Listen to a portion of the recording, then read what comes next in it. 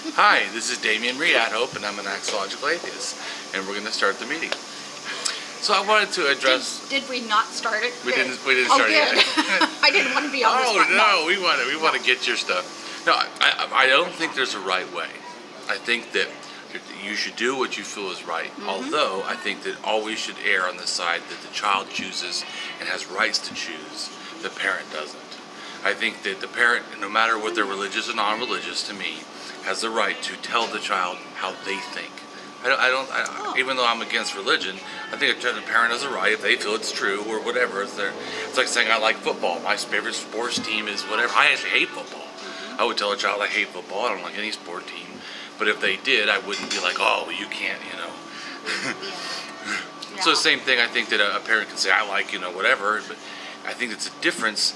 Now, I feel like that to me that you should raise your child, you know, as far as it being an anti-religionist for me, is that I would raise my child in what is true. And I would teach critical thinking, and I don't, in other words, I don't give you, if I want to teach you critical thinking, I don't give you false things, 10 false things and say do this. I teach you what's true, and you recognize how to interpret true. You don't need to have, in other words, I don't need to give you 10 counterfeit bills to understand what a real dollar bill looks like. You get a real dollar bill, then every time you encounter it, you know it's counterfeit because you already know what real is. So I think the same thing is that with teaching science. I mean, you don't have to present every argument that we already know is false. You present the arguments as true and why it's true, and then you understand why other things are false. And I think the same thing to me with religion. I think that it's good for the child to know there's different religions. And I do hear some people that are atheist parents say we should teach different religions. Although if I asked you as an atheist parent, name the 10 religions of the world, just 10, the top ones, I don't know that everybody could even name 10.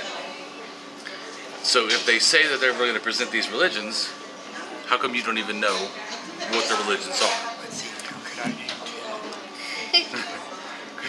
Right, so there's Christianity, there's Islam, there's Buddha, right? Hindus, right? There's Sikhs, Shintoism, yep.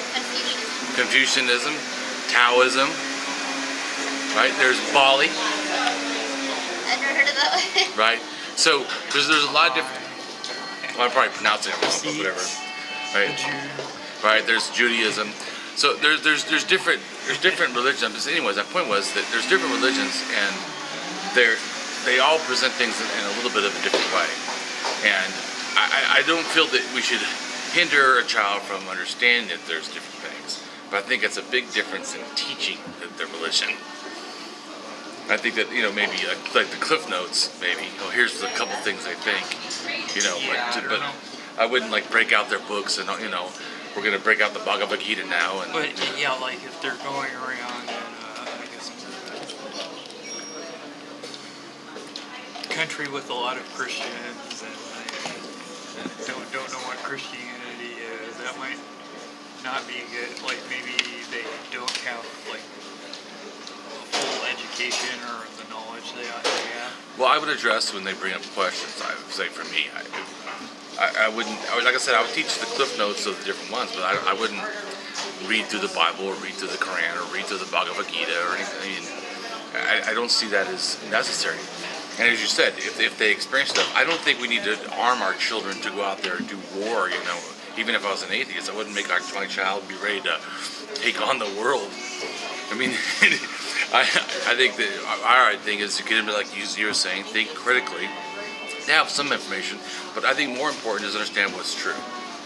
And I would, the strongest thing, Bradley, to me is not teaching someone all the facts. Because see, I could sit here today and I could tell you all kinds of facts.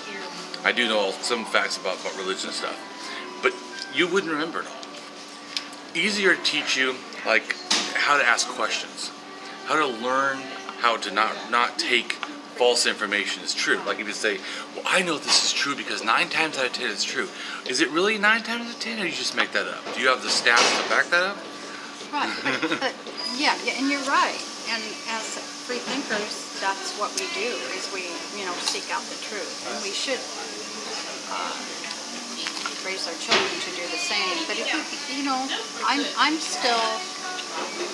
I don't think there's anything wrong with letting your children learn there's different religions. I mean, they don't have to believe. It's but you said letting. I would let a child. Right.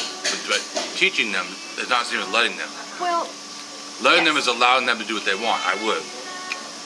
Teaching them is me going out of my way to teach them religion. I would not do. But if they wanted to learn and they asked, they said, "Would you teach me?" I would.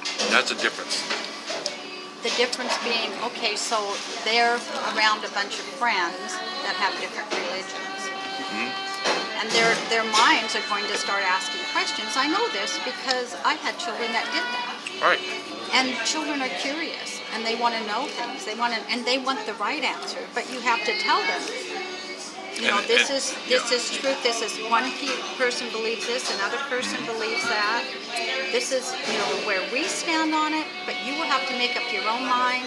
And, you know, giving them science and all the open-ended questions, you know, keeping their minds open.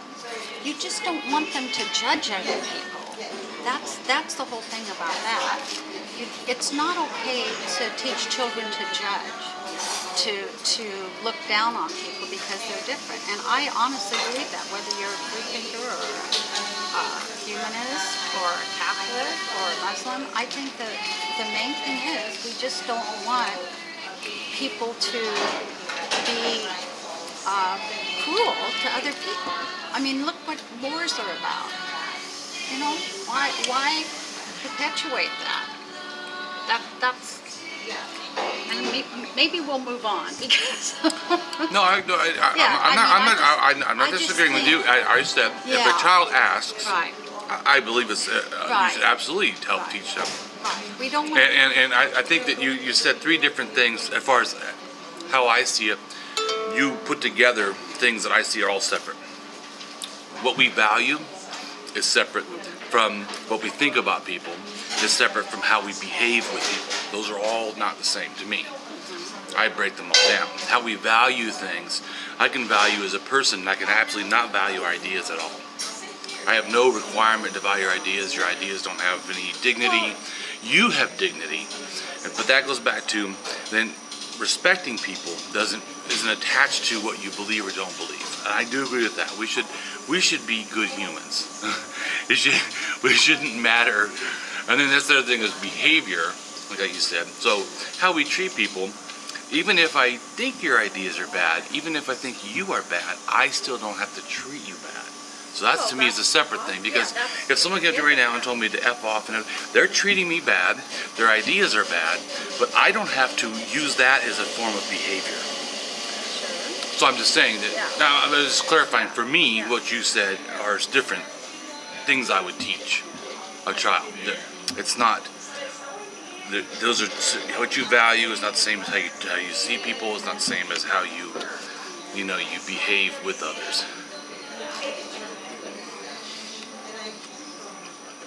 It's a good topic.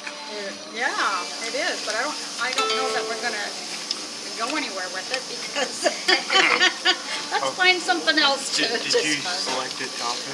I didn't, but hold on. I've got my little list, or I think I still have it. Okay.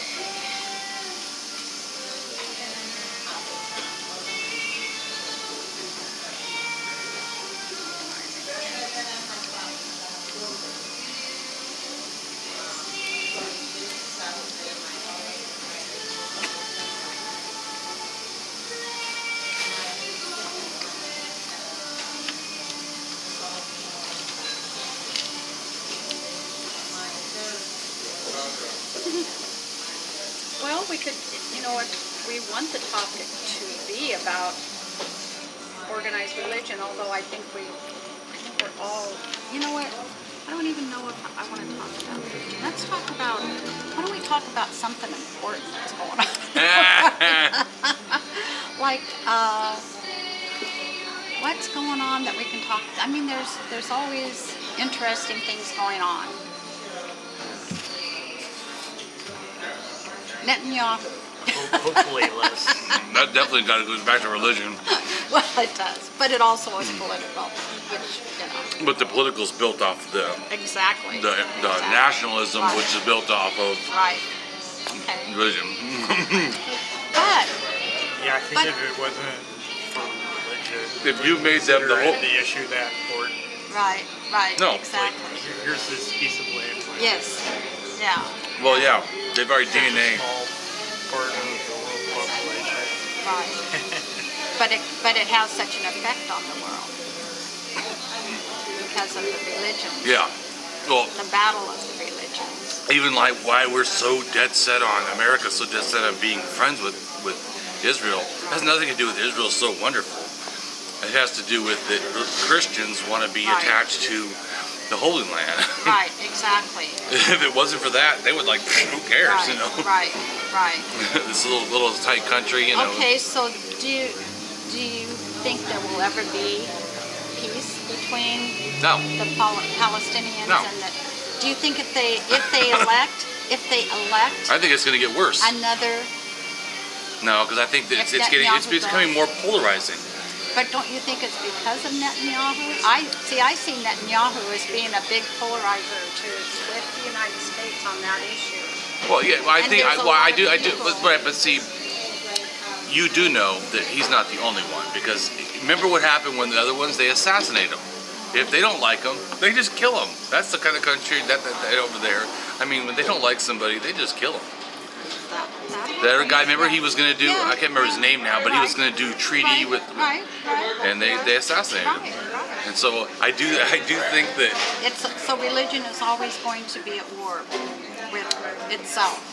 When you say religion in the big box, religion is always going to be at war with itself. well, I don't think all religions, but yeah, I think that, in general, the idea is superiority and you know, it's exclusion or inclusion. Exclusion of any out group and inclusion of any in group. So do you So- think they'll have the same religions forever? Or? I think it constantly changes. Even Judaism is not the same as Judaism 100 years ago, 1,000 years ago. I mean, either is the Islam. I mean, Islam is not the same Islam today Because as you it were was saying- 100 years ago, 300 years ago. I mean, Well, you were saying that they'll never she says, will they ever stop? No. It's kind of like the tribe mentality. Oh, it definitely is tribe yeah, mentality. yeah. Good point. But I don't know. I think it might stop. I don't think so. Maybe if they. No, because if truth was all it took to stop, it already was stopped. Well, not necessarily And truth, but like other processes. The United States isn't at war with Canada, for instance. Yeah, but the United States hasn't been at war with Canada at all. So I mean, it really wasn't. So not since 1812. Really, it wasn't even that much of a war then. I mean, there's a difference between a skirmish and a war. I mean,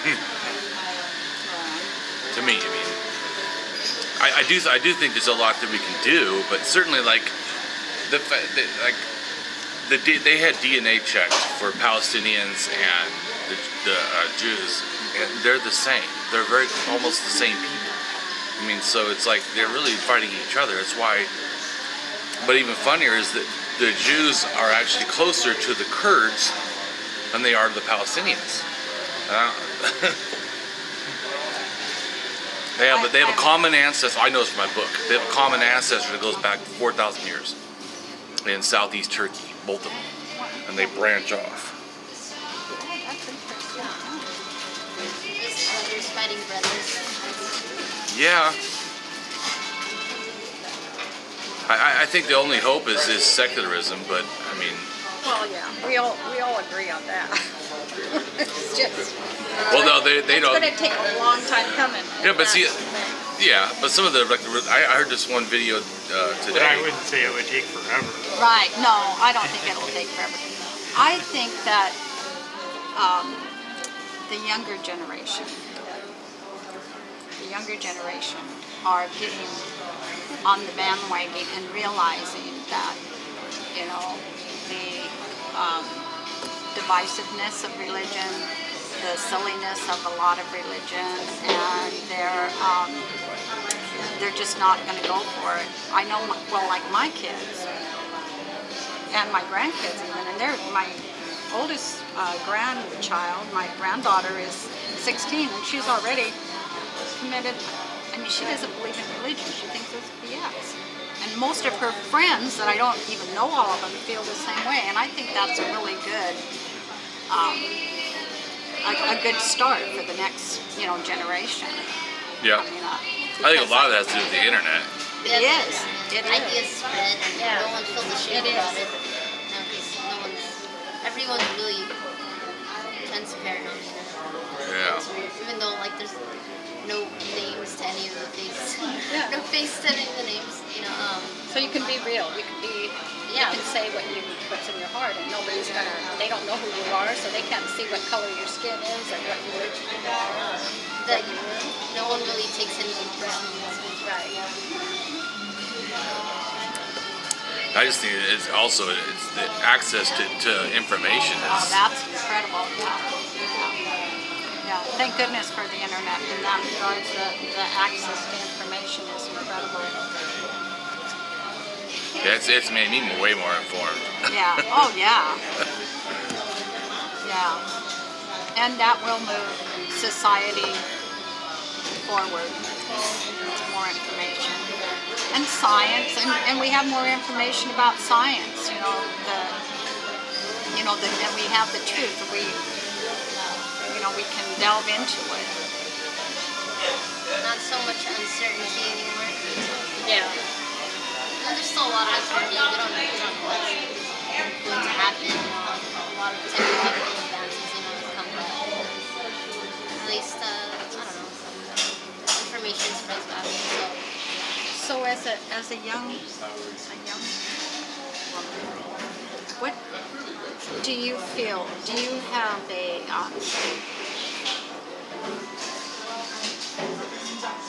positive outlook for say, for the world socially, and because of your generation, or are you still a little concerned because there's still a lot of hostility happening? I think that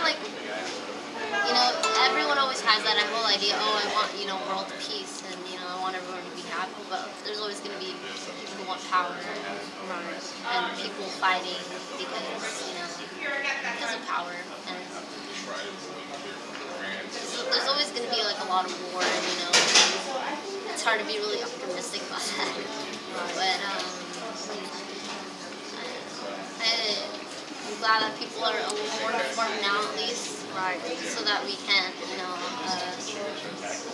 make excuses, especially about religion. I guess that was a big thing. It still was a big thing, unfortunately. But I don't know. Things always move forward, but sometimes it doesn't always seem like it. So I don't know. That's my question. I don't know, you guys have probably read this, or some of you have.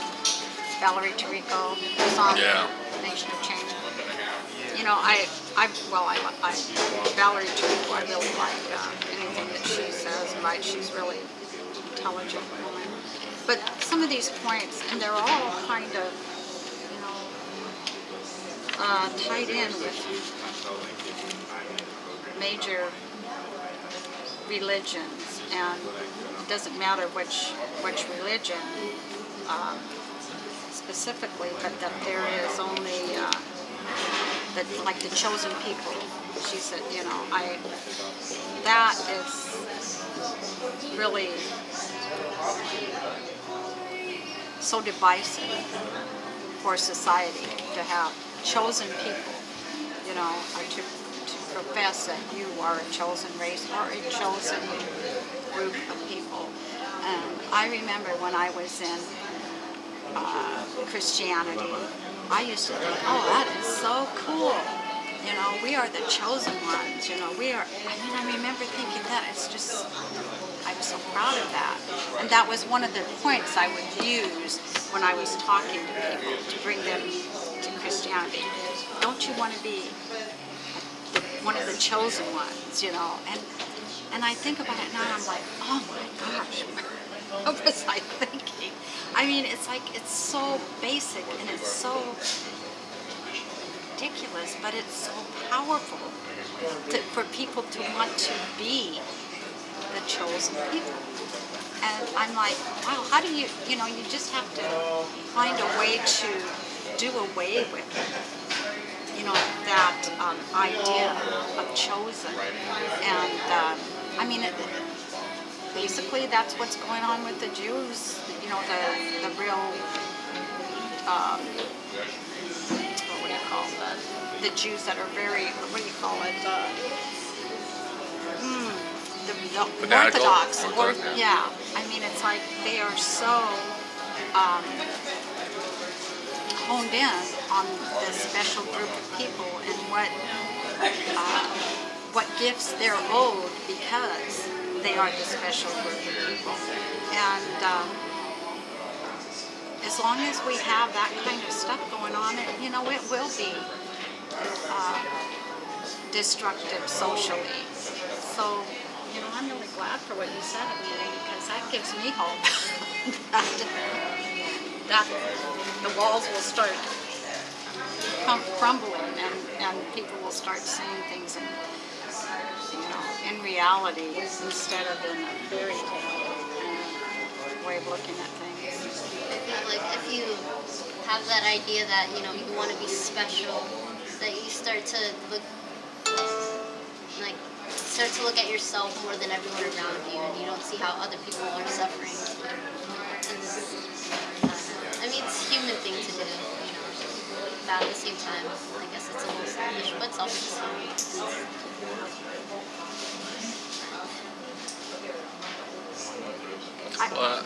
Quick question: Are you taping this now? Where does this go? I'm just curious. No, where's it go? I mean, are you sending it? Do you post it on? I put it on YouTube. Oh, okay. So then, anybody? That's yeah. It's my. This will be my. I think it's the 11th video. Yeah, and I've done 24 interviews. Right. Wow. Well, I haven't checked them out. Okay, so you actually put them on YouTube. Yeah. But then I'm also starting to do a thing too, where I'm going to go through the 10 religions and explain why they're no good. All 10. The different things, like what they have as gods, what they believe in afterlife, why, how their religion started. Because I think a lot of people think things about their religions that aren't true. Right. Like you really can't, if you pick up read the book, no matter which holy book, that's not really going to inform you about the religion. I mean, that may teach you what the people think, but that's not going to really teach you about the religion. It's like when you look for Islam. First off, Muhammad never wrote one word. Second off, Muhammad never said to write the Quran, ever. In fact, even people that wrote down some things that he supposedly said, they wrote on pieces of leather, pieces of bone, pieces of scraps of papyrus, but nothing. There was never. And sometimes he would say something, or he would forget, and they'd have to tell him, and they would, oh, well, that doesn't matter no more. I mean, when you look at the history of where he died, there was no Quran. Then later they try to put it together, and at first, I mean, but anyways, I'm just saying stuff like that. Right. They try to put it together. Then there was like a couple different versions. They didn't all totally match, and one of the caliphs says, okay, forget that. He even told one of Muhammad's wives, give you back the book you have.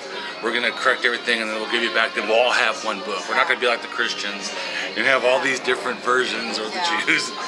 Yeah. But that just shows that falsehood. I mean, how do you correct? When did that happen? When was the Quran? When did they start putting it together? Do you know? Was it right after his death, or?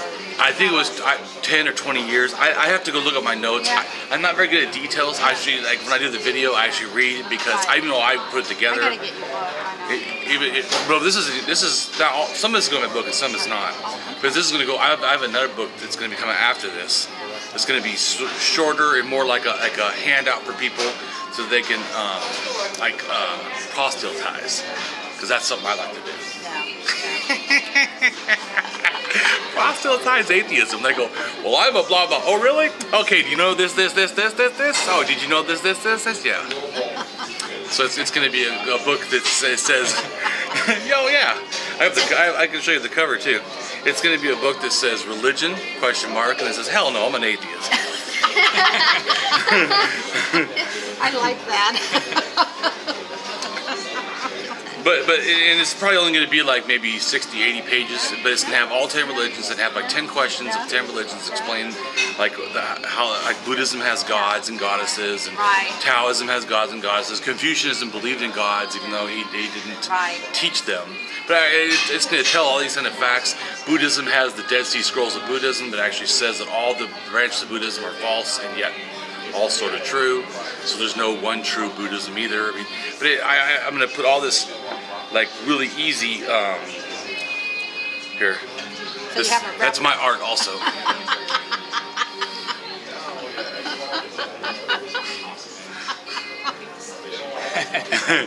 And it's got a skull and a shirt with an atheist symbol in the head. And what it's going to say is going to say the user's guide to tell information of why you can tell all the religions to go to hell.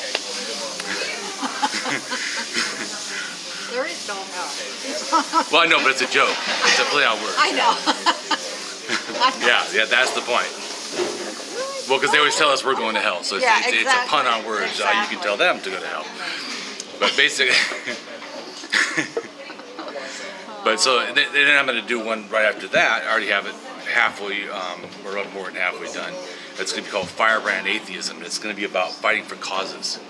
About not just sitting back, and not just even pushing atheism, but pushing humanism, pushing science, pushing pseudoscience, anti-pseudo-history, like the History Channels, the ancient aliens.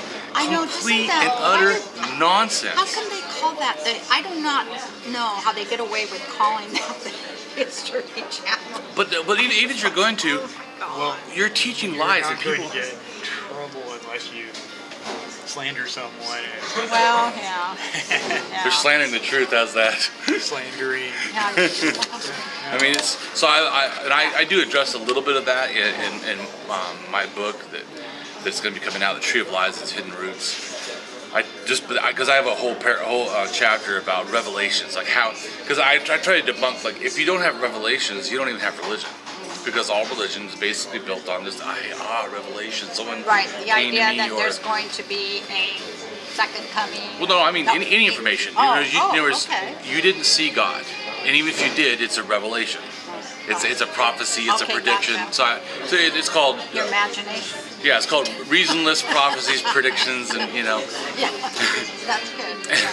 So, and I show that they're not true. I show how that they made mistakes or they lied. Like almost the entire book of Daniel is a complete and utter lie. It was written way, way later. I think it was like, I don't remember exactly, but like 200 years later or something. Than supposedly it was.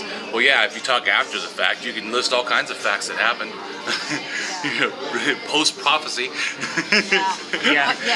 You could be like, and then after you write it, your predictive value. Yeah, it's like way up there. Go way down. But so, I mean. And that's how they figure out when it was written. Right, they figure exactly. He's right. That's exactly how they do it. They can tell before. I can't remember what it exactly. I can't remember the details, but it's in the book. But at a certain point, it's like accurate 100%, and then all of a sudden, it's almost not accurate at all.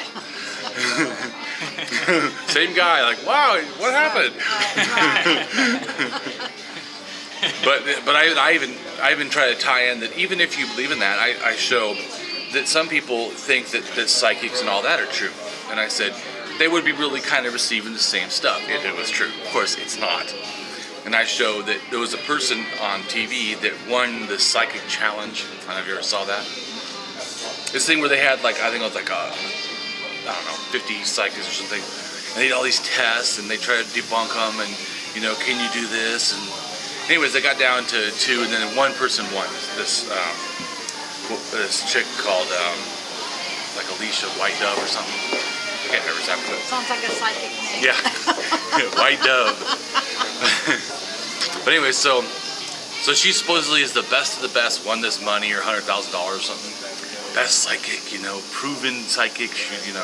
Even if you just took at face value the show, she did not get 100%. She almost actually got kicked off. So almost everybody, there was not one psychic on the show that got 100% anything. So even if, and I don't agree with it, but even if it was face value, I'd be like, wow, psychics can't really be trusted because they're failing all over the place, even on the show.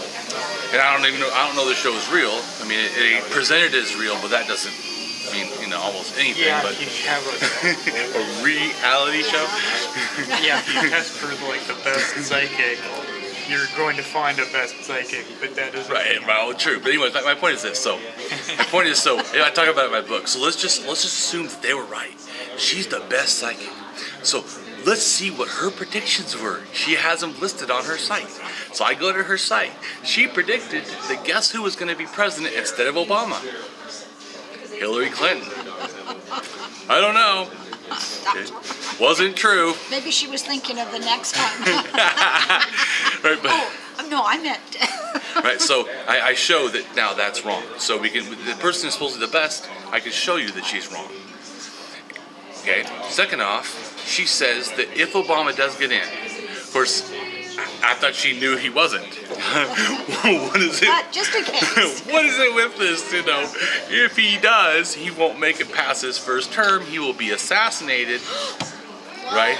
He'll be assassinated by like right-wing or bigoted militants or something. Yeah. Well, that didn't happen anyways. He's now on his last of his his second term. So my point was, but I should put that in the book, was not to distinctly try to debunk psychics, which it does obviously, but my point was that this is the same kind of belief in these people that know things, and it's also not true. It's just more people doing the same game. But there's always people that want to know that stuff, and it's like they can't help themselves. They have to try to seek out some. I see pay this. money to. I mean, it's not even just. It's you pay. It's not even just for fun. Yeah, you just put the money down. And I'll tell you whatever. Then there are the people who say, hey, well, if you put one eye on the book of Revelation and one eye on the newspaper, you'll see there's like they're completely, it's all being fulfilled. I haven't done that yet. I go, oh, really? I haven't seen anything in the newspaper about dragons. 1/3 of the stars falling from the sky. Right. Not really. Yeah, not really even possible if you understand cosmology. 1/3 of the stars, there wouldn't be a planet. There'd be like this One huge star black hits us. hole. Right. One star hits us, it's over. I mean, it wouldn't need the 1/3. Hello, because they're thinking they're little tiny dots, They're just lights in the sky. Right, so if the little tiny lights fall, yeah, well, because they probably thought falling star, a little meteor. Yeah. Oh, look, see, no big deal. Yeah, that's not a star. Yeah, they forget our sun is a star. Oh, One sun hits us, it reminds over. me of that Dark Matter 2525 video where it's like, I think it's like God's biggest mistake ever or something like that. And they have like God telling like Yes. what he's going to tell Moses with the angel Jeffrey. Yeah, dark matter's funny. Yeah, and he's like listing like the biblical creation story, and then Jeffrey goes, well, it isn't really going to sound very plausible. You better rethink this, because he's saying, well, here's this little tiny Earth, and you took this long to make that, and then you have all the stars there, and it took you this amount of time to do that. Well, what you should do is say that you took 10 to the whatever high power.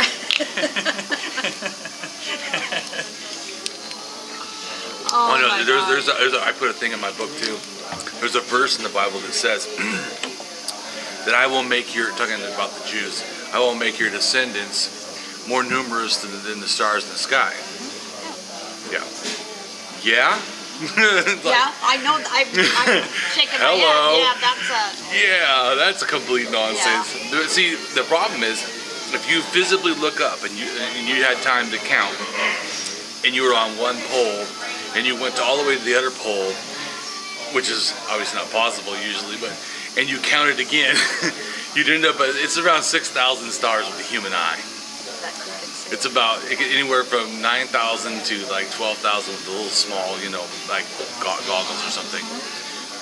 So the limit that what they could have seen, and I don't think they had goggles, but is under 10,000. Yeah. at the absolute farthest point, they had somehow a special technology, because they didn't have big space, telescopes.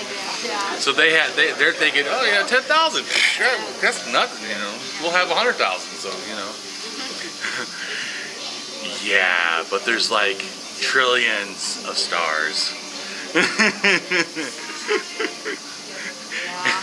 Billions of galaxies. So are we going to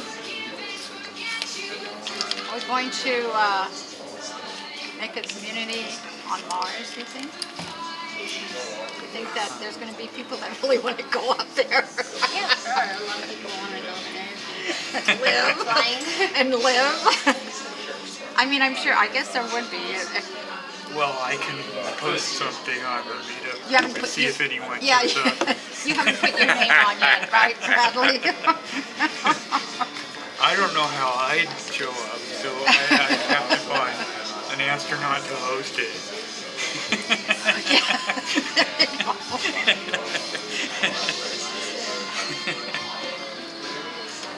So a better question would be, do you think it'd be atheists that go, or ones that are believers?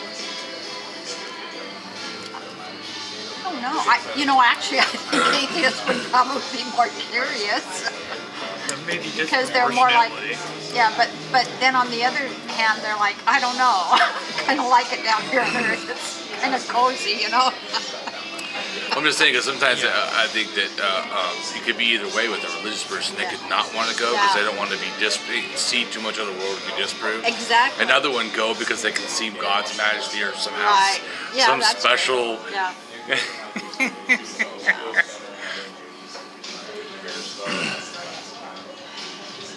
Oh, they might see God at the end of the way.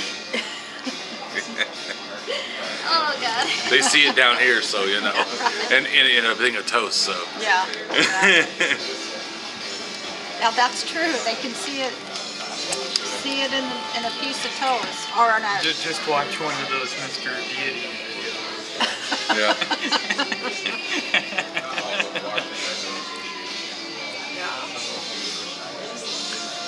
Well, I think it's funny that people always say that they feel God, as if somehow that's firm proof, better than science. Right. Your feelings. Oh yeah, and I remember saying that, and I remember feeling that I felt it. Honestly, I remember. I know. That. So I feel for them. No. And then you realize, that was just emotion.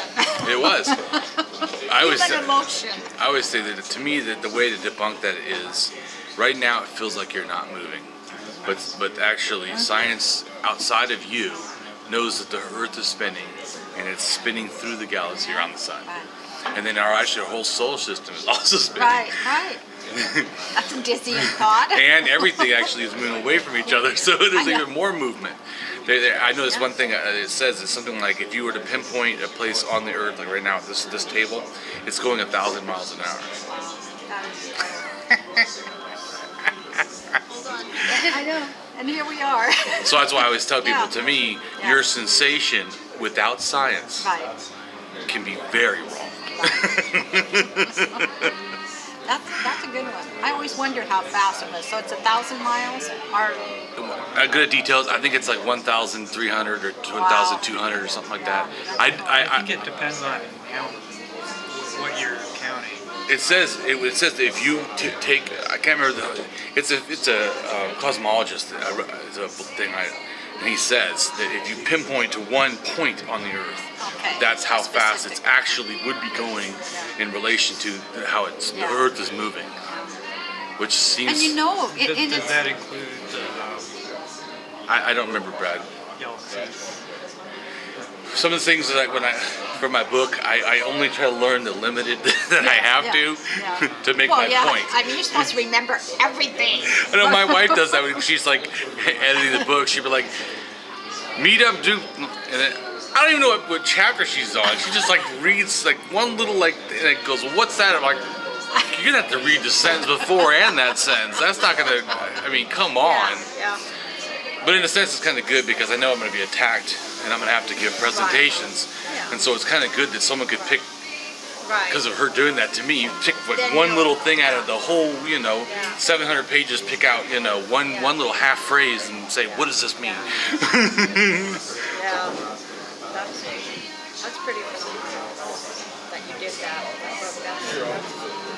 A lot of work, a lot of... Well, right. Well, I first did it, like I said, because I came to atheism through just school.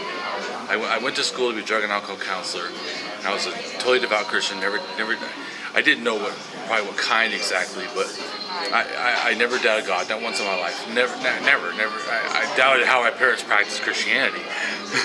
Seriously, a lot, but I never in a sense doubted Christianity or the Bible or God. But then I take the 2 classes, and one of them is on the world religions.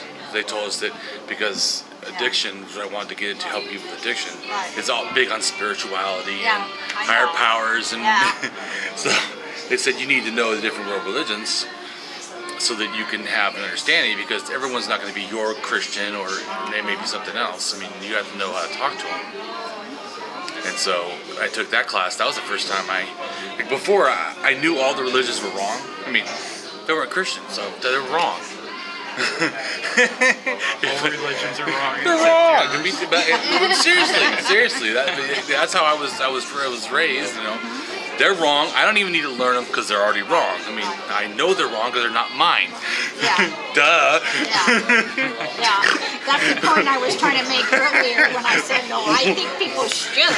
What part of that don't you get? It's not mine, it's wrong. But so, it was the first time that I did, in fact, I couldn't even list the 10 religions. I couldn't even probably list 5 religions. I mean, I had no training at all. But every week we had to do an entire week of, stuff, and reading and then writing articles and stuff, on a religion. And then we did that for 10 weeks. And after that, because of having, I've never read all this, but being forced to do it, it made me realize, man, these are really kind of the same. And they're all wrong. Maybe mine might be wrong too. Might have something wrong. And then it made... Well, that's what happened to me. That's why that is exactly what happened to me. I started to read about pre-Christian religions, and I started to put the thoughts together. I'm just like, wait a minute. What made you read the pre-Christian religions? Well, first of all, because I was really, when I left Christianity, I was really pissed off about the whole patriarchy. I mean, I was. Because something happened to me in the group I was in, and it put a lasting impression on me. This sucks. This is not right. This is... And so I wanted to know, where did religion start? So I thought, I know that Christianity hasn't always been here, because Christ was, born at a certain time and died at a certain time, so they say. So I knew that it would probably be something before that I could get more information on religion. So I just started reading about the goddess religions. I started reading mythology, Joseph Campbell, Barbara Walker. I read her books. And then I realized, my gosh, they're all basically the same. It's a crutch for people to get through life, because humans want to be sure of things. They don't want to not know something. So they think if they have a definite thing that's going to happen, and they're in that group of people, then they're okay, no matter what happens, you know. And so that's, to me, I started to realize that's all religion is. This is a group of people saying we're doing the right thing according to God, so therefore we are the special people, and you need to come join us so you can be special too.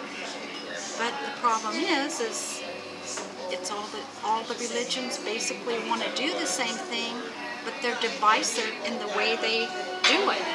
And so it just tears communities, it tears the world apart. And so that's when I started realizing religion is bullshit. It's all bullshit. It always was. Yeah. And then I became a non-believer. And then but I thought I was the only one for a long time, because I didn't know any other non-believers. I didn't know any atheists. I didn't know any humanists. And then I came across a group. I read a little in one of those local flyers that you get, and there was a thing in there of this Church of Atheism. Do you remember Gene Brown? And you weren't No. with that group. I've Bob heard Siden's. of Bob Siden's. the Church of Atheist Truth or something. Yeah. And that was Gene Brown and Or was it his the girlfriend. Atheist Atheist Church of Truth. Yeah, that's what it was. And then his girlfriend Alexia, they had a part. They opened up their apartment, their home in this apartment building to non-believers. And Bob Seidensticker was there, Jerry was there, Keith was there, and Gayatri came, and these are all people that we know in the Free Thought group. Yeah. And so my daughter and I went, my youngest daughter and we went, and I was like, oh my gosh. I just didn't even know that people were getting together and talking about the same thing that my daughter and I had been talking about since we realized we were not believers. And we were we were just like, wow, we're not the only ones. And that's how I made the connection with Seattle Atheist and the other.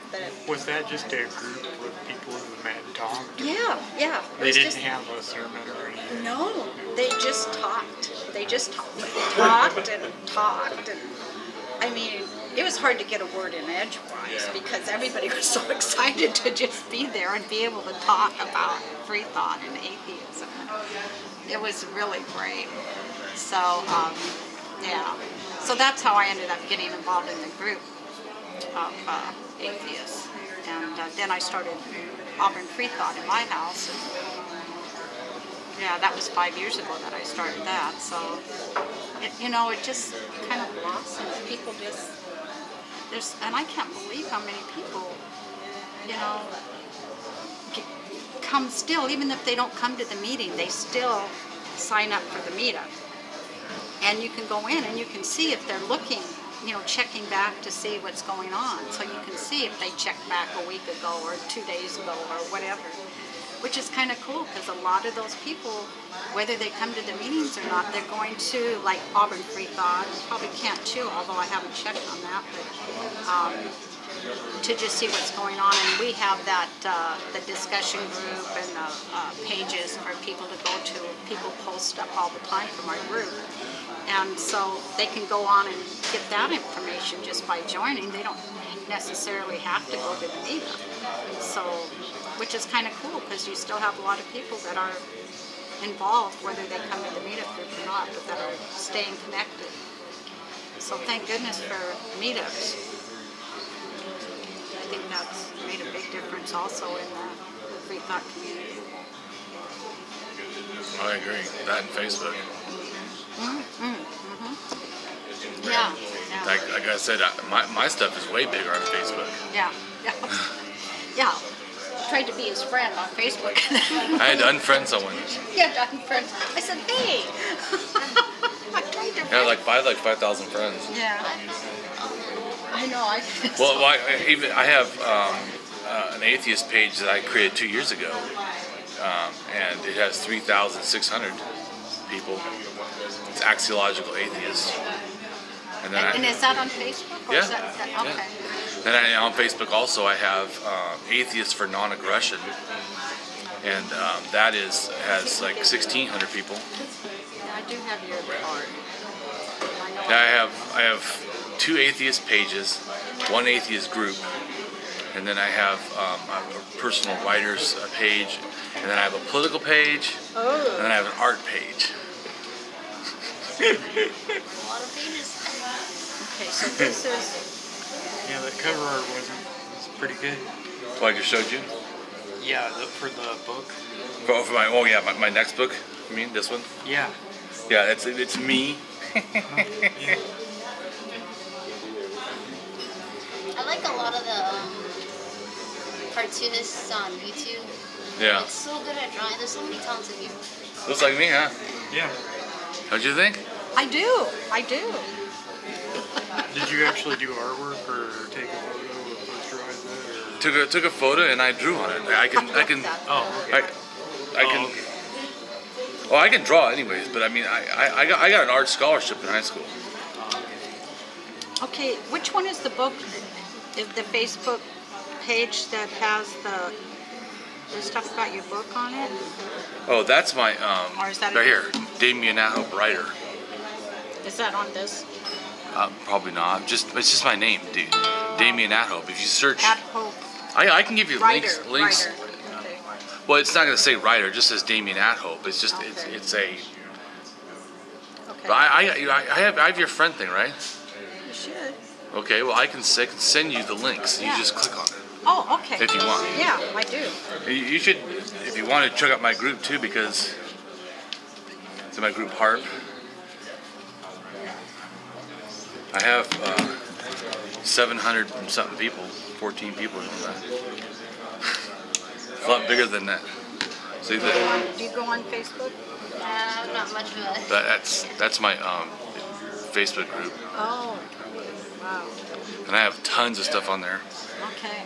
It's When do you have time to do all of this, David? well. You're a busy guy. Yeah, I am very busy. I don't have a job. This is my job. Even at that. Yeah, it's still a lot. Oh, I do a lot. Like I said, with my doing the book for 3 years, I mean, I would work sometimes like 18, 20 hours. I mean, I'd work a long time and read. So many. I mean, it's like, as I told my wife, sometimes it's kind of hard. Like, she goes, why didn't you explain this better? And like, if you read as much as I read, it seems so obvious. It's like, who does common sense? Who doesn't know that? Who doesn't know what biface, stone means? That both sides of the stone are chipped. Who doesn't know that?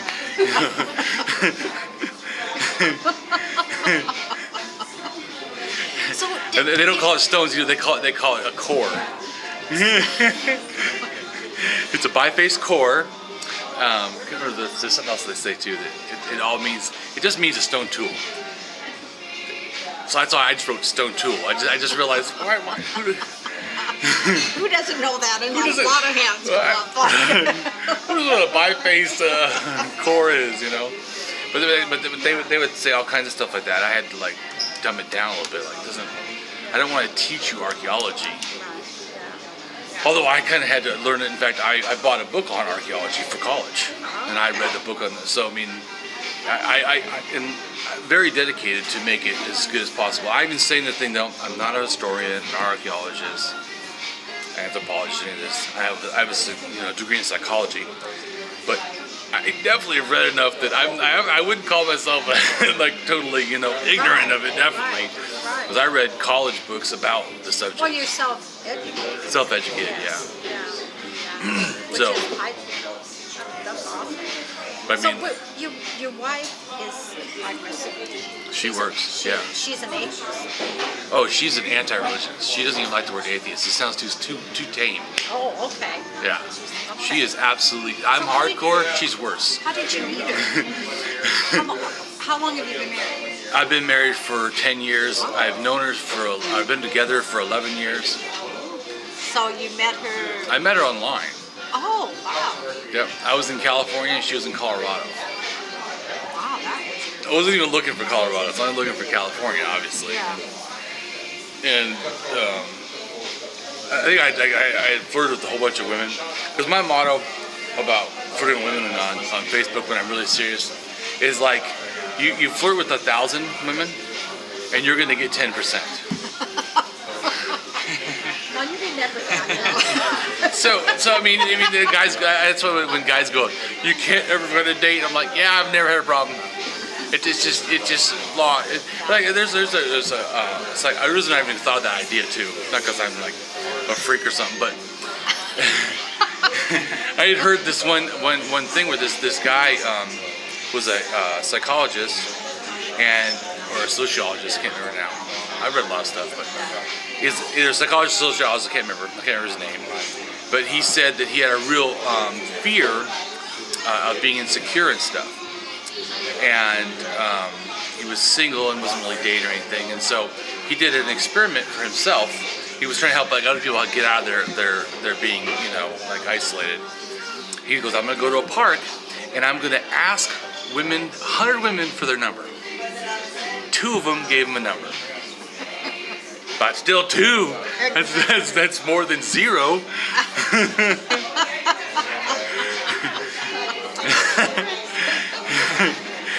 So he was explaining, that he realized that it's actually your behavior. That you stay isolated. You're like, I'm isolated. Yeah, but you're isolating. You're isolating, and then you're saying I'm isolated. Well, yeah, you're isolating. Right, and that's okay. Yeah. No one's flirting with me. If you flirt with anyone, well, no. Right. Well, there you go. So anyways, I had flirted with, I don't know, a whole bunch. I was like talking, in fact, I was talking to so many women on the phone, I couldn't even remember. I had to try to keep track. In fact, so I know people think it's funny, but I was talking to like 10 different women and going on all these dates, and I was telling the women, I'm interviewing for my life. That's what I'm doing. Oh, that's a good line. So I was like, how do you kill this woman? You're telling them you're like, not going to do, you're seeing other women, but they're all wanting to see you. I go, yeah. But once again, it has to do with, you're like, well, you're just arrogant. No, I'm saying that's great. But I would say that a lot of them liked it because I was being honest. A lot of them liked it because I wasn't trying to have sex with them. I told them, I want to go on dates. I want to figure out what it is I want. Who's right for me. I want to make sure. So I realized that I had approached my love life like a car crash. In other words, you drive as fast as you can through the city. Whoever you hit first, that's the accident. And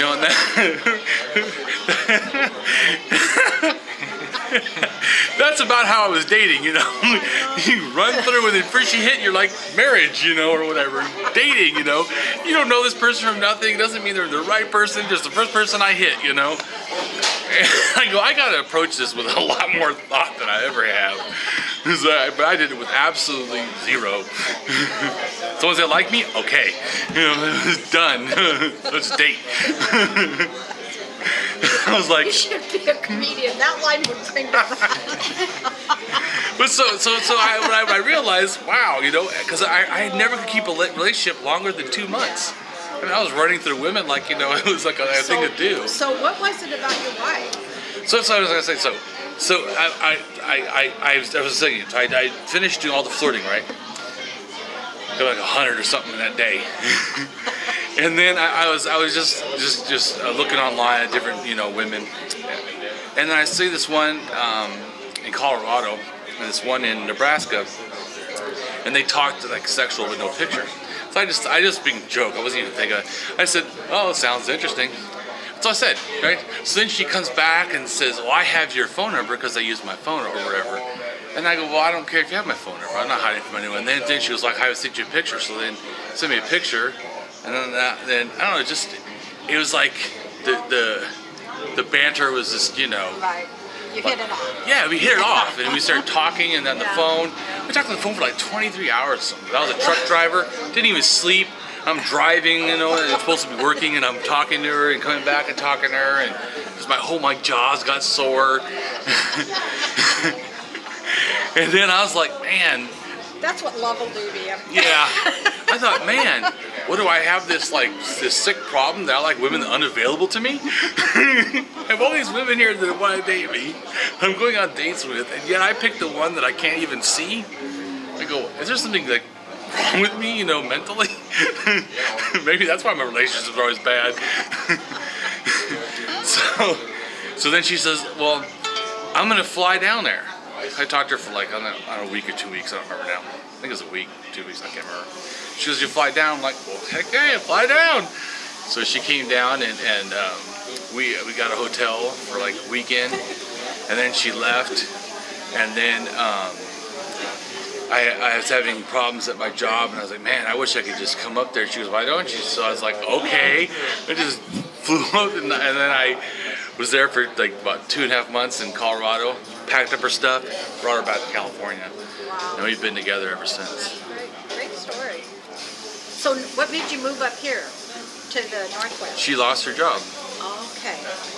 Yeah, I was very disheartened because I had friends that I was cultivating in California that obviously that were going to help me, you know, do my book and stuff. I mean, promote it and everything. It's like one of my friends actually was a CFI, was a member of CFI in Los Angeles. Oh, okay. Yeah. You know what I'm talking about? Yeah, I know. The Center for Inquiry. Yeah.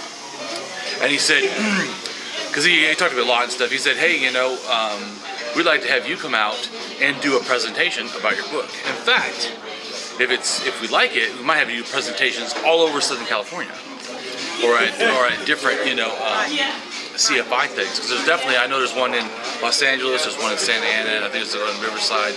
There's one in actually Portland, Oregon too. Right. So well, there's one in Canada also. Yeah. Right. Yeah. I don't know why there's not one here. Yeah. I don't know either. But so but anyway, and I had other friends in Riverside that wanted stuff, and I also my group HARP.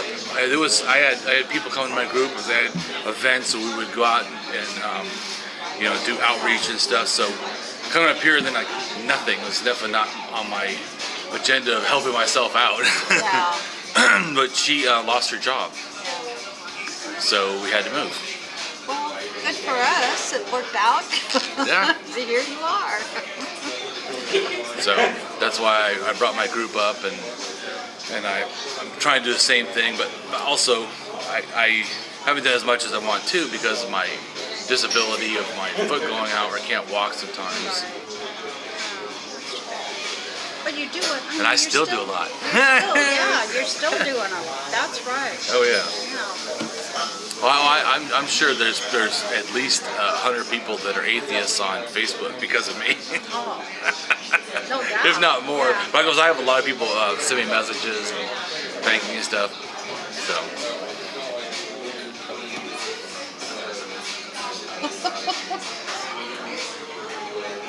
Are you okay? Yeah. Boring you? No, I like I know, it's good interesting. stories. I do too. I like how they got here.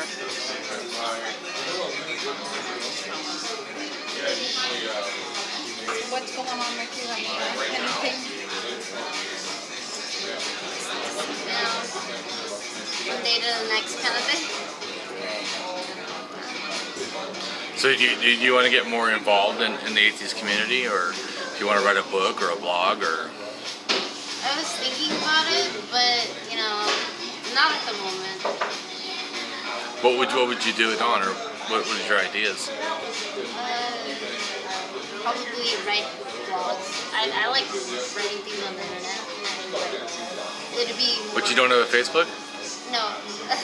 Oh, okay. Yeah. Maybe that's the first start. Get a following. You could friend me. I'll tell my friends to friend you, and you'll be swamped. Oh, I've done it before. I've done it before to people. People say they don't. Oh, you have like 2 friends are atheists. Oh, dude, friend me. I'll send a message to my friend to go friend this person. I guarantee you'll be swamped with people. Like atheists out of the woodwork. Do your folks do Facebook at all, or? No, you don't. I'm really, Yeah, my parents don't like. that kind of, yeah. Oh, your parents don't like Facebook, but you could put it under a pseudo name. I mean, that's not the problem. I guess they don't really know much about the internet anyway, so they're not sure. But it's just stuff that I don't know. I never really like Facebook that much, I guess. But I understand too about not liking Facebook, but that's because I was looking at it the wrong way. It is some of the best community and stuff I've learned and people I've met. I mean, and now I haven't even met them. I mean, but Right. There's a bunch of people where, man, I really it's changed my life, and I never even met them. And I've done the same for them. I mean, I think it's absolutely fabulous. I know, I mean, I'm on Facebook, but I don't utilize it a lot. I guess my thing is more the meetup, but I mean, my kids are on it, you know, my grandkids are on it. I mean, I just got in the niche of meetup groups, and that's kind of where I've stuck. But I know there's a lot of stuff going on Facebook. Yeah, it's better for me than the meetups. Yeah. Because like, I mean, a lot of times my ideas aren't as cohesive to other people that I seem to meet. But when I am on the world, then yeah, I mean, that's like people think like, oh, Damien, you know, no one cares about your ideas, really, because I have 5,000 friends. So I don't know that that's too true. So yes, you're correct that maybe in this right here, no one here agrees with me, but don't think that that's everyone everywhere. I have a lot of people that think I'm absolutely awesome. They tell me they love me. I mean, yeah, I mean, so, and I feel the same way. I think a lot of other people are awesome, and I love them. I mean, it's I said, I think that you should try, especially if you want to blog. You can make friends, and I'm just telling you that it's a wonderful feeling to have other people get you or appreciate you. I mean, I think so.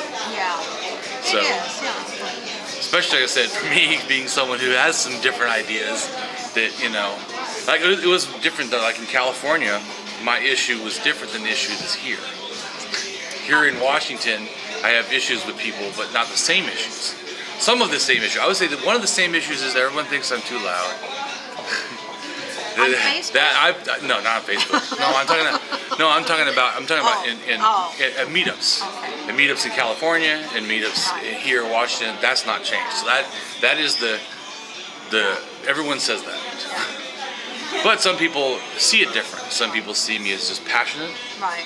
and then some people see me as loud or aggressive or whatever. So that kind of different. But the big atheist, go ahead. When people are passionate, and I know I do this myself, like, and my siblings and my family, like, you don't have to yell. It's like, I get it's like I'm trying to explain something to them. It's like, don't you get it? Besides, I'm a big sister, so I've always yelled at them before, but it's like, you get so excited that it's hard. It's like you want them to see what you're saying. You know, you want them their minds to open, and you know, it's like you're like, what's wrong with you? Why can't you see? Because I have, you know, most of my relatives are Christian or Mormon. You know, and I'm just so I know what you mean. It's like you can't help it. But I think also I'm big and I'm somewhat scary looking to some people. So even before I talk, I already am opposing my whole. And then of course I don't have a high voice. I have a lower voice. So even when I try to talk quiet, it's still like authoritative, sort of.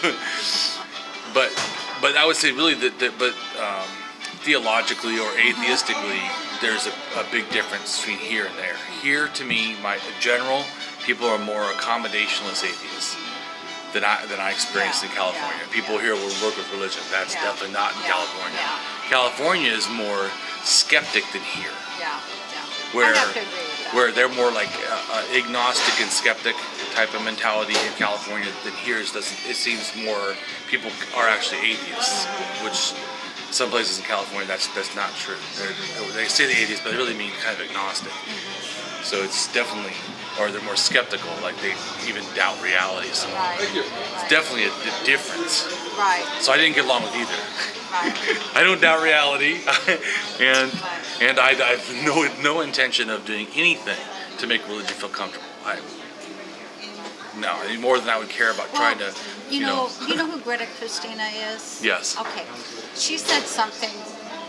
I've been to several of her presentations, and she said something, and she was talking in regards to the gay community and how we can.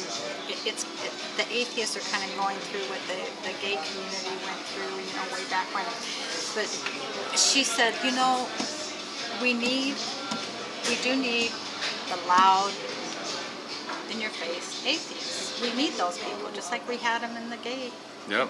To bring things forward. I know. She goes, we need the ones that can, calm things down, and she said we need it all.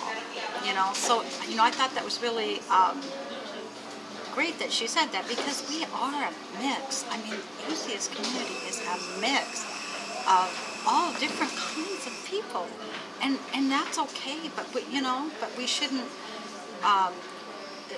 put each other down because we don't do it all the same. We're not. I mean, that's getting back into the religious. Everybody looks the same. Everybody acts the same. We are not. We're free thinkers. We're free. With our the way we look at social situations. Yeah, So I was. Yeah. Well, that's another thing. Social here is more liberal. Where I was in California and Orange County is more conservative. Oh, And see, they were Republicans, or they were moderates, or they were libertarians. That was the major thing. Coming up here, I do like the fact that way more. I'm a leftist. Yeah. So I like liberal or leftists, or I'm not a Democrat, but I'm more comfortable with. I'm more comfortable with what? About California, I would always thought that. Well, everybody always. I Yeah. never It's a lived big there. state. It's a big state. I'm not saying that there's. But where you Plus, were. I was in Orange County. Orange County and is not the same as LA. LA would have been more liberal. Right.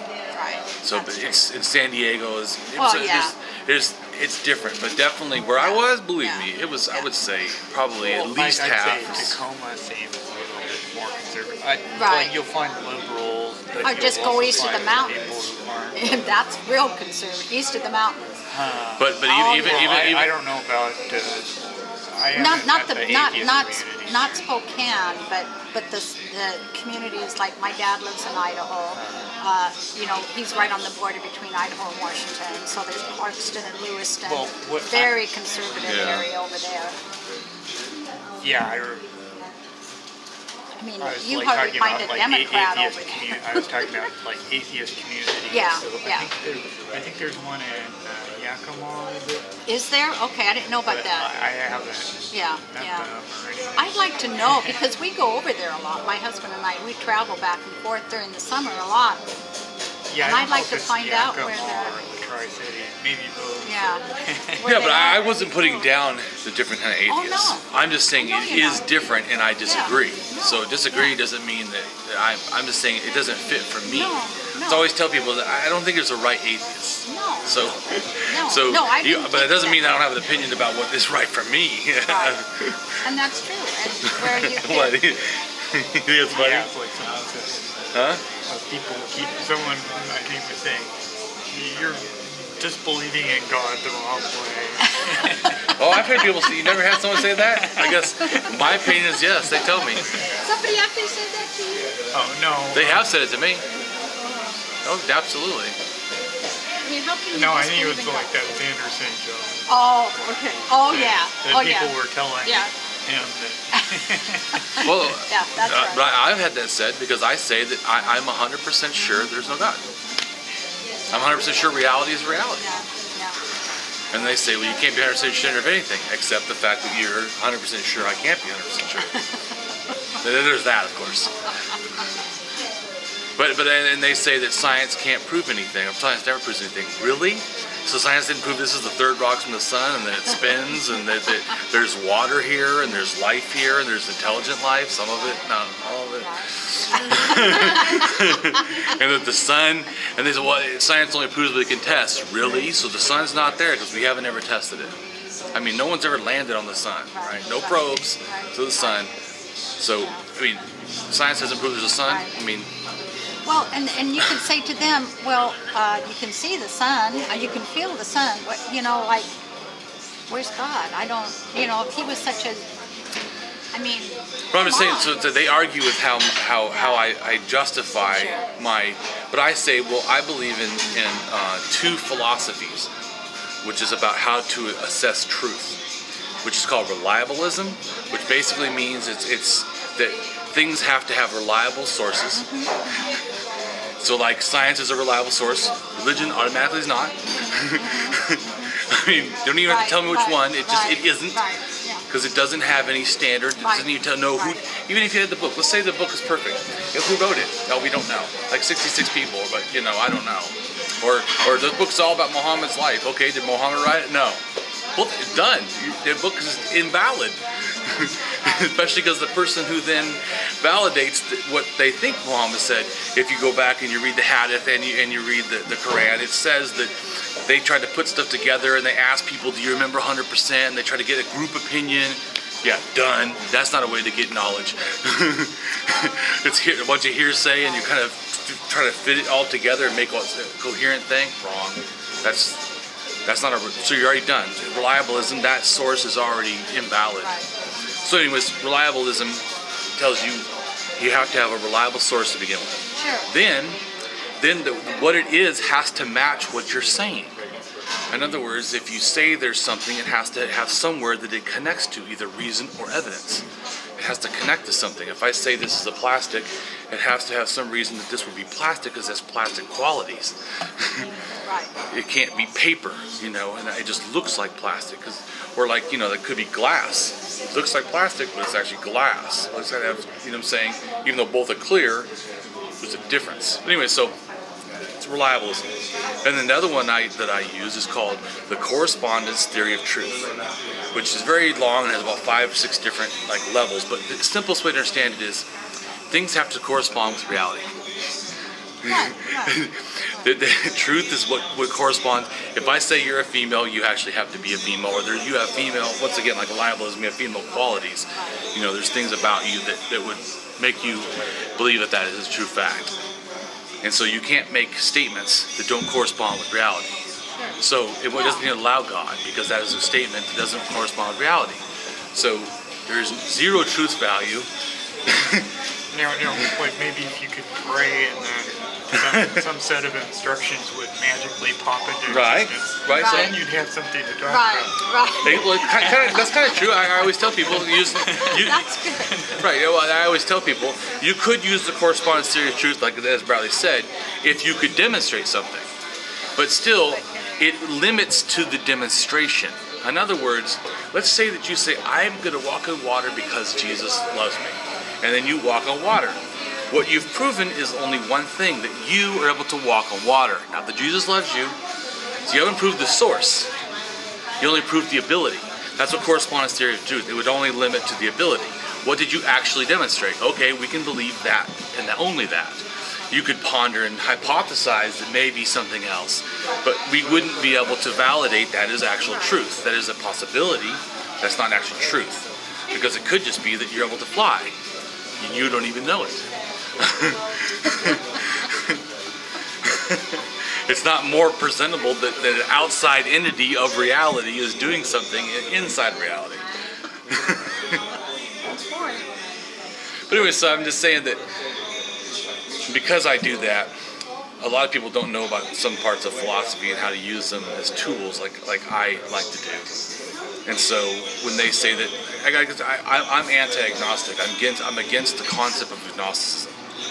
For me, I don't care if other people use it or believe in it. I just don't believe it has any, to me, truth value. Because to me, how it's presented usually is, I don't know, and I don't know because of this. And usually the this is some possibility of God.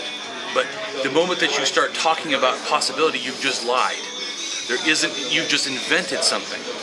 You invented a non-truth that doesn't correspond to the truth. When you say agnostic, which to me, it just means I don't I'm not 100% sure. See, but it's not. But Yeah, wait a minute. I acknowledge that in people who are going through the process. Right. I'm limited in knowledge. That's not a truth claim. But so they'll say, I'm not sure. Right. But now there was a time when I would say that because I was going through that process of coming out of Christianity and a belief in God, and I was delving into all this, and in there, it didn't just, I mean, it wasn't like getting born again where you're like, oh Jesus, I accept you as my Lord and Savior. No, it wasn't like that. It was like a process of months and months of going through and learning, and until there was that where I was just, yes, it all fell into place. But it doesn't always happen that way with everybody. So I kind of give people that say that they're agnostic, I think about it in those terms, that they're on a journey, and yeah, maybe they're not 100% sure. Yeah, but what I'm saying is, though, I know a guy who considers himself a militant agnostic. And he has a webpage, it's like only 39 people, so he's not like super popular.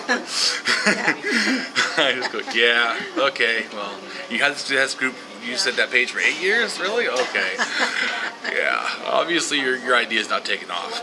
But anyways, nothing against him, I'm just saying that his concept to me, he's been an agnostic for like, I think it was like 30 years or something. Yeah. In my opinion, that's not... Well, because to me, first off, the word agnostic is an invented word. It's not a part of philosophy. So, and people that use it don't actually follow, the person who invented it. How it was explained is not the way that people use it. Okay. And so, how was it? It was basically that you're supposed to be looking for truth. It's almost like there's a difference between skepticism, philosophical skepticism, and methodological skepticism. Methodological skepticism wants to remove falsehood from truth and find what's true, where philosophical skepticism says, I doubt what is true. In other words, like when you said about 100%. Yeah, but what percentage of knowledge do you have of God? You have 0%. Right. So it's not when you. So it's for me. It's presenting. I'm just let me finish. So I'm just saying for me. Just trying to explain to you. When I'm a rationalist. So when you explain I don't have 100%, actually you have 0%. So if all agnostics said I have 0%, that would be to me more truthful. But what they say is I don't have 100. Well, you have 0. You have absolutely 0%. So when you say I don't have 100, so like I can't possibly have 100. Yeah, but you have 0. You don't have 100.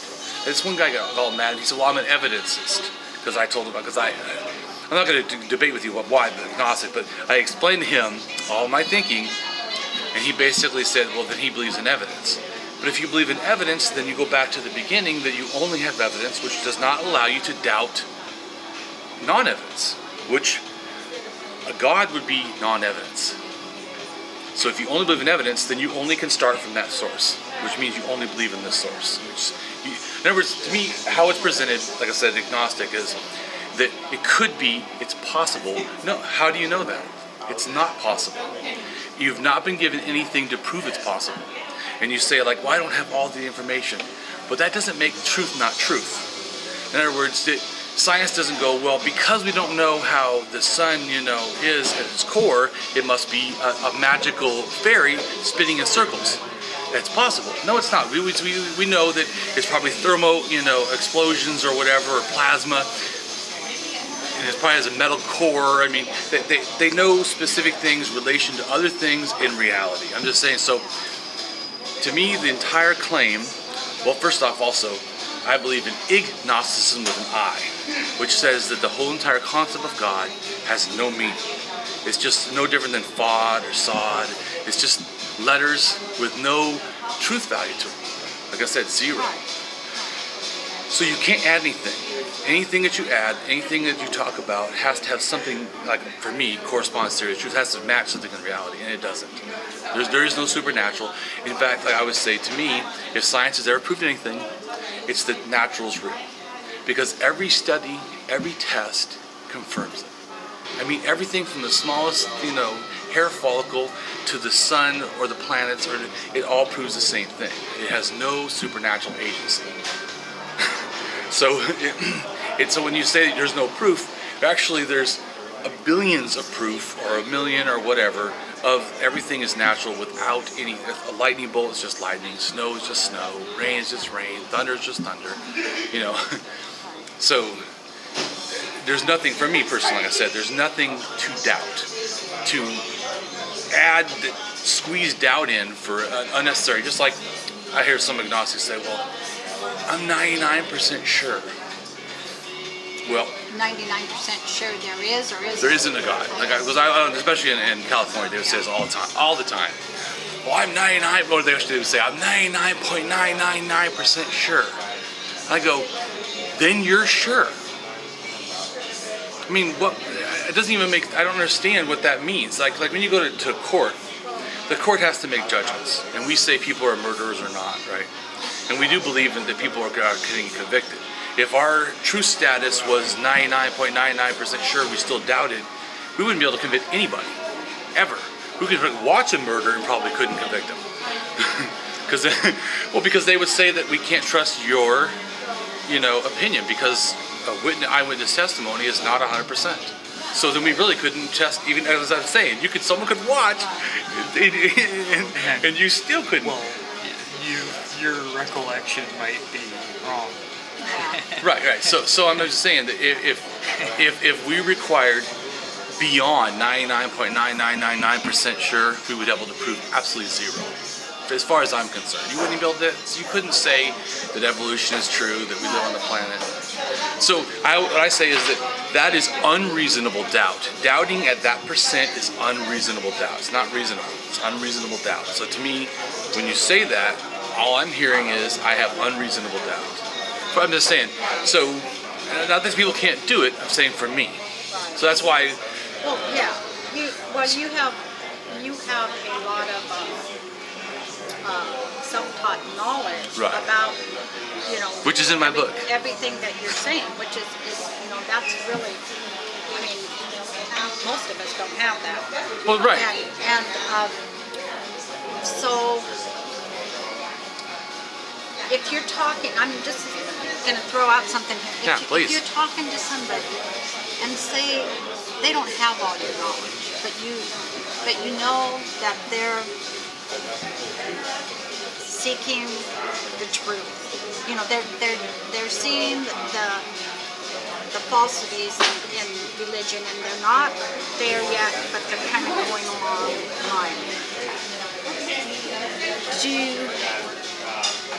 you feel like maybe it is for you because you have all that knowledge to push behind you. Well, right, but for me, I'm like, it's easier for me to say, oh, that's interesting, and listen to them and say, well, but this is the way I feel, and not hit them with, well, you can't be 99% sure, just kind of letting it, maybe having some contact with them and giving them that time to catch up to the reality. So do you see what I'm saying? I'm not against people that are brand new from religion being agnostic. I'm not against the word. Right. Some atheists that are strong like me think there's only either belief or unbelief. In a sense, I agree, but I don't agree. So you would take a softer approach. Well, no, I take a logic approach. It's not only softer. In formal logic, they're not classical, because classical is just either true or not true. But there's a new. I'm saying current formal logic. It's more like true, unsure, or do not know, or no decision, or true. Untrue, no decision, or true.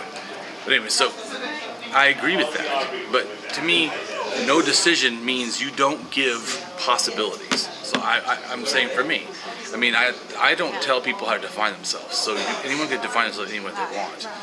And I'm not saying that I don't think that people are in the state of unknowing. They absolutely are. I'm just saying there's a bunch of statements that people say about agnosticism is not true. They say you can't prove a negative. That is false. Not one logician, professional, agrees with that. None. That's zero. So people that really understand would never say that. They say that the absence of evidence is not evidence of absence. But in that statement, the last part of the statement says the evidence of absence. There is such a thing as evidence of absence. It's not like that there's no such thing. In other words, if I look in your pocket for something right now and your pocket is empty, I have found that there is evidence of absence. So I'm just saying that, but the way they say it, it's like if you can't find anything, you always have to say that you found, you could always find something. But it's just not true. I'm just saying that, so how it's presented in the secular community, I want to change. There's a bunch of things that need to change. We should not keep saying things that are absolutely untrue. Because you keep getting people coming in, like you said, new, and they think, oh, this is the truth, and then they start, and they're not even right. I'm not saying people have to come to my strong position, but I do want to present people the correct information. They're presenting stuff that's not right. So that's one of my goals, is to help debunk a lot of it. Just like I said, when they say percentages, just like I had one person say, well, I don't think humans can do more than 56% knowledge. Even if I accept that, if you're saying my human limitation is 56%, the highest I could ever be, it's on a bell curve. It's like I tell people, if Einstein is a genius, right? But only if a genius is at level of, say, 300 or something. If genius is at 3,000, then he's not that genius. If people could be that high. So he's only a genius because the ratio of how high is the possibility of bell curve is small. Same thing with truth, as far as I'm concerned. Truth and value of truth. It is relational to how much is possible. So if humanly possible is 56 and I'm 56, I'm 100%, even though... But like I said, it's how I see things. Yeah. No, it's very fascinating. Very fascinating. And so my goal, when I say that I'm anti-agnostic, what I mean is all this stuff that is said, because they say that everyone has to doubt, that's false. They say you can, another thing too that I really dislike what the agnostics say, you can't be certain of anything. Totally false. Do you know philosophy? That's a false statement. First off, there's not just one kind of certainty. And there's two kind of certainties that we absolutely can have. You and me both can have psychological certainty. 100%. Psychological certainty. They don't use percentages because that's not how they talk, but it's called psychological certainty. Means that you are as certain as you can be. That doesn't mean it's true, but it is true that you can be certain. You can be psychologically certain. So when someone says you can't, that's not true. But psychological certainty is not incredulity. It doesn't mean that I can't change. It just means that from what I understand, it corresponds, like the correspondence theory, truth, it corresponds to what I think is true. And so to me it is true. It is willing to change. If you're not willing to change, then you're not actually using just that or that at all. You're using a different kind of certainty. That if you can't change, then that's not really what they call certainty. So the other kind of certainty is epistemic certainty, which is more like what science does, where it can prove something and then prove it through multiple tests, because it uses two things. It uses reliability and validity. Reliability that keeps doing it the same amount, validity that it's shown to have, over time or through things it keeps proving to be true. It's got a preponderance of the evidence. That's epistemic certainty. It's like we have epistemic certainty is probably different than, in other words, I don't know that you could have epistemic certainty right now for God, right? Other than the fact that we don't even have any information to validate it. But epistemic certainty is more something you would use like for the earth. We have epistemic certainty that there's an earth here, then we're living on it. Sure. Yeah. So, okay. Well, your book, I got to read it. I got to get your book. But yeah, I explain all that. But my whole thing is to remove the rationale of faith. That's my biggest goal. Even if you don't pick up all my ideas, I'm going to erode the limit of truth so much to where you kind of understand what truth is. That, man, faith will seem like don't get any of that on my clothes. Yeah. Wow. You know a lot. You know a lot, David. I'm going to have to... Need to go? All right. Yeah, we're going to have to take off. Bye.